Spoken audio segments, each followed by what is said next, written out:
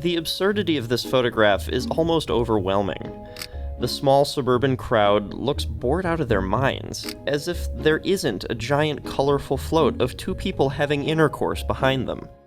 Which is another major point of absurdness. There is a giant colorful float of two people having intercourse going down the street.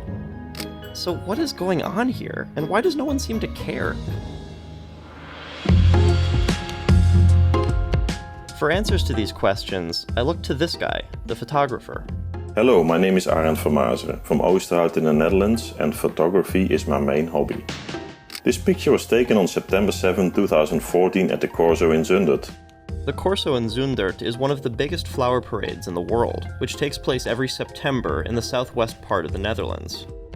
It was started in 1936 to celebrate Queen Wilhelmina's birthday.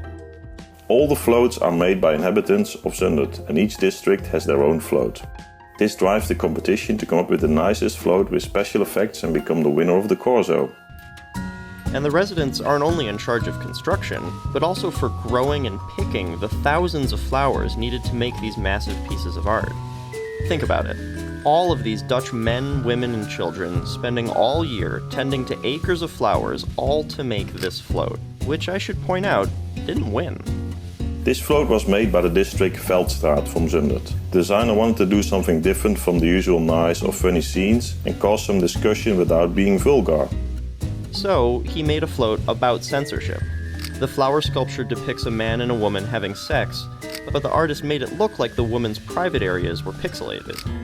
Although in the Netherlands we are not prudish, there was a discussion if this was a suitable scene for very young children. Overall it got a lot of publicity ahead of the Corso, but during the flower parade there were not that many reactions, as people knew what was coming. And that's why the crowd seems uninterested. They knew it was coming. They weren't shocked by it. In fact, they had already accepted it for what it was. To me this float is mostly a piece of art rather than a statement. Yes, the Netherlands is socially liberal, home to Amsterdam and its famous red light district, but that's not the reason spectators were so accepting of this controversial float. It's because the Netherlands is also home to Rembrandt, Vermeer, and a man who was born in this town, Vincent van Gogh. Scandalous or not, they love and appreciate art. I can recommend anybody to visit the Corso in Zundert in person, as the live impact it has is hard to capture in pictures. If you liked this video, be sure to check out this one on the Women of Babes Ride Out, an all-female motorcycle campout in Joshua Tree, California.